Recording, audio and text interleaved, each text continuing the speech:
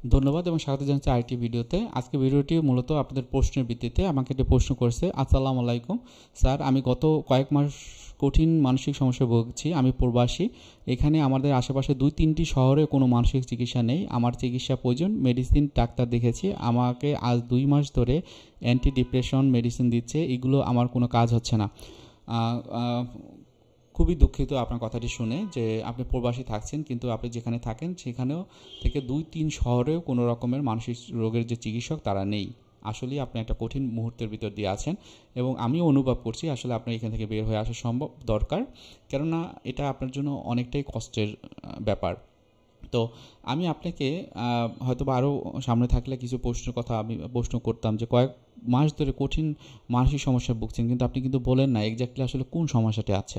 এখন মানসিক সমস্যার ধরন রয়েছে, মানসিক সমস্যা একরকম না, মানসিক সমস্যা 100-200 বা তার চেয়ে বেশি হতে পারে।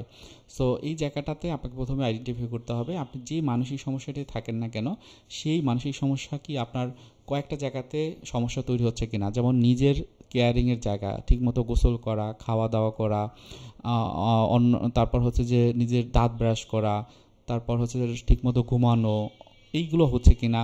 দ্বিতীয়ত আপনি দেখবেন আপনি যে সমাজে থাকেন সেখানে অন্যরা যারা আছে তাদের সাথে মেলামেশা করা, তাদের কথাগুলো খুব মন দিয়ে শোনা, বা আপনি আপনার মনগুলো ঠিকমতো শেয়ার করতে পারেন কিনা, এই জিনিসগুলো।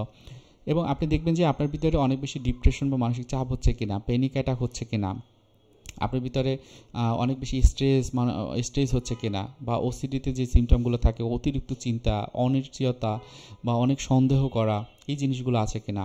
তো এই যে বিষয়গুলো এগুলো যদি থাকে এবং সেটা যদি মাইল্ড, মডারেট, সিভিয়ার, অর্থাৎ মাইল্ড হচ্ছে প্রাথমিক পর্যায়ে এবং এরপরে মডারেট হচ্ছে যে দ্বিতীয় পর্যায় এবং তৃতীয় পর্যায় হচ্ছে যে সিভিয়ার, আপনার এটা যদি মাইল্ড টু মডারেট লেভেলে থাকে তাহলে আমি আপনাকে বলবো কাউন্সেলিং নেওয়ার জন্য।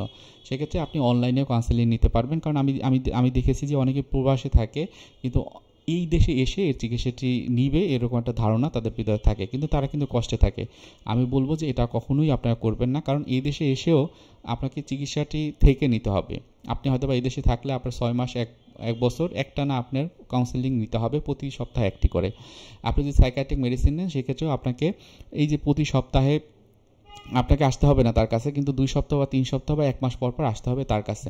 তাহলে এইটা যদি আপনি এখানে থেকে বাংলাদেশে থেকে করতে পারেন দ্যাটস গুড, আপনি করে যাবেন। আর যদি বাইরে থাকেন আপনি সাইকিয়াট্রিক মেডিসিনটা আপনি যখন বাংলাদেশে আসবেন বা অনলাইনেও এখন অনেকে এই চিকিৎসাটি দিচ্ছে সেটি নেবেন, এবং কাউন্সেলিং বা সাইকোথেরাপি যে জায়গাটি সেটি হলো আপনার অনলাইনে নেবেন। তবে যারা প্রবাসে থাকেন অনেকে ভুল করেন, মনে করেন যে যেখানে বেশি টাকা তারাই ভালো, এটা কখনোই ঠিক না। জাজমেন্টের বিষয় যেখানে আপনি নেবেন কাউন্সেলিং বা ক্লিনিক্যাল সাইকোলজিস্টের কাছ থেকে সেশন, তাকে দেখবেন যে তার পড়াশোনা কোথায় করেছেন, তার যে কোয়ালিফিকেশন সেটা কতটুকু, স্কিল কতটুকু, এই জিনিসগুলো দেখবেন। আপনি মোটামুটি 5টা বা 6টা সেশন নিলে আপনার লক্ষণগুলো মাইল্ড টু মডারেট লেভেলে থাকলে মোটামুটি ইম্প্রুভমেন্ট আসবে। যদি দেখেন যে 5-6টার ভিতরে আপনার কাউন্সিলর যিনি তিনি আপনার মনের কথাগুলো বলছে না, শুনছে না, এবং আপনি যে কথাগুলো বলছেন তো সেই উদাসীন থাকছে বা সেই বেশি প্রশ্ন করে, বরং আপনার কথাগুলো শোনার তার কোনো আগ্রহ নাই, তাহলে বলবো ওই কাউন্সিলিং সাইকোলজিস্টকে বাদ দিয়ে একজন প্রফেশনাল কাউন্সিলিং সাইকোলজিস্ট যে প্রপার হইতে কাউন্সিলিং করতে জানে সেটি রকম কোনো ফিডব্যাক বা রিভিউ আপনারা অনলাইনে সার্চ দিয়ে পাবেন। বা হচ্ছে যে আপনারা যদি একটু খোঁজ খবর নেন ঢাকাতে যারা আছে তাহলে তাদের কাছ থেকেও আপনি পেতে পারেন।